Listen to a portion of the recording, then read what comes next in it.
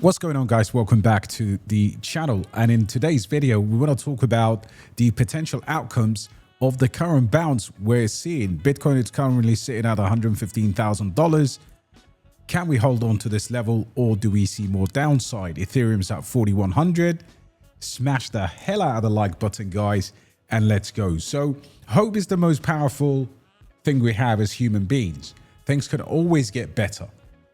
Sure, they can get worse in the short term, but things can always get better. So this week we've got some really important major events which you need to pay attention to, because if you don't, you would absolutely struggle to understand what the hell is going on. So we have FOMC, 7 p.m, rates decision, and the press conference. That's going to be quite key. It's going to be quite important. So pay attention to that. Then, of course, we've got Bank of Japan policy. We've got other things as well. So Wednesday, for me, is the most consequential day of this week. Thursday is also pretty heavy as well. We've got lots of data coming out, key report, of course, as well as the jobs. There's a few other things happening as well. And of course, these major events, right, they are not in isolation. And in this video, I want to talk about, always remember what the Fed is there to do, right? Persistent inflation, of course, while it's cool from its peaks, and we've had that reading, inflation target versus the current, still not in our favor, but the Fed understands inflation is cooling, which is great. And of course, the impact of the interest rate hikes along with the tariffs. Unemployment is another key one. And this one's going to be pretty, it's going to be spectacular. We will get some data for jobs on Wednesday. And of course, once we get that data, guys, there's going to be a massive reaction by the market to this news. So all of this makes up a picture for me, right?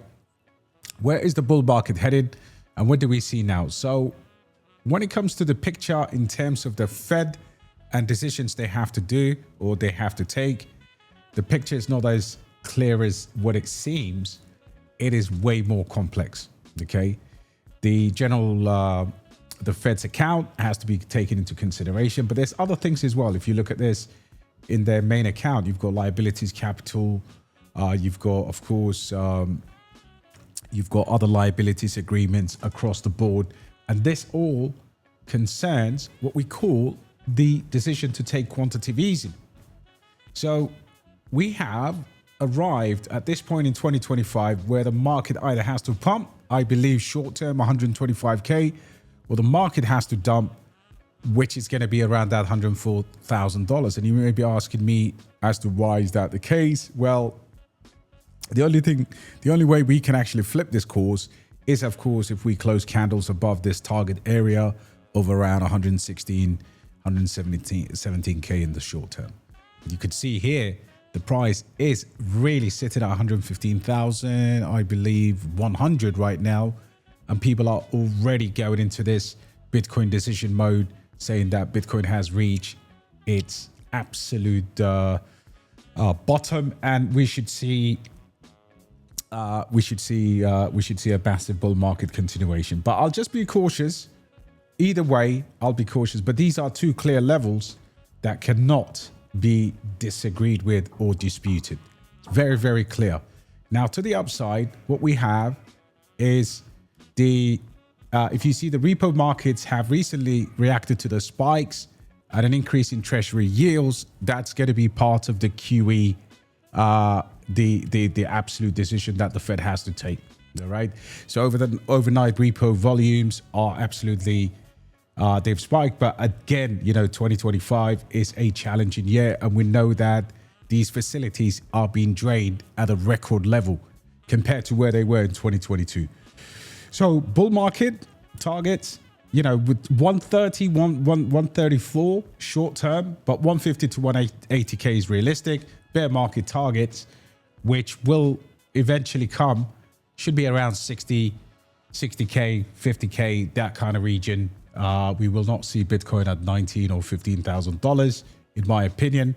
But that is your market update. And in my short-term expectations, I'm really looking forward to these events, because these events will make us better investors. If you could always map out what's going on in the short term, it allows us to kind of remain calm. And we are seeing a massive change in terms of where the prices are. So for Bitcoin dominance is still very much a key aspect of all of this.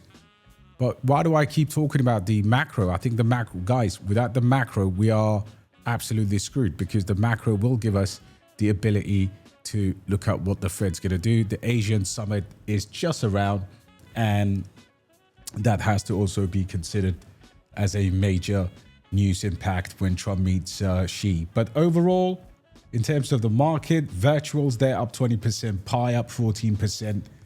I will do individual cryptocurrency updates. But guys, even if we get a crash, just understand crypto is going to change your life in the long run. All right. So Bitcoin right now, my expectation is, unless we close candles above 117, 116 consistently for a few days, or even hold 115. But in my opinion, 117 is the key level. That would be where I would start to look at the upside. Otherwise, the danger to the downside remains. And currently, long versus shorts, the market is 52% long, 47% short. Okay, 52% long, 47% short. And I will update you on any follow-up on that in terms of where the direction of the market is. So fear and greed, interestingly, sitting at 50%. In fact, it's up 28% since the weekend, right, to 50. So we are actually tilting slightly towards greed. All right, guys. Anyway, smash a like, and I will be doing individual alts and updating them and whatnot. So yeah, smash a like, and I'll catch you on the next video, guys.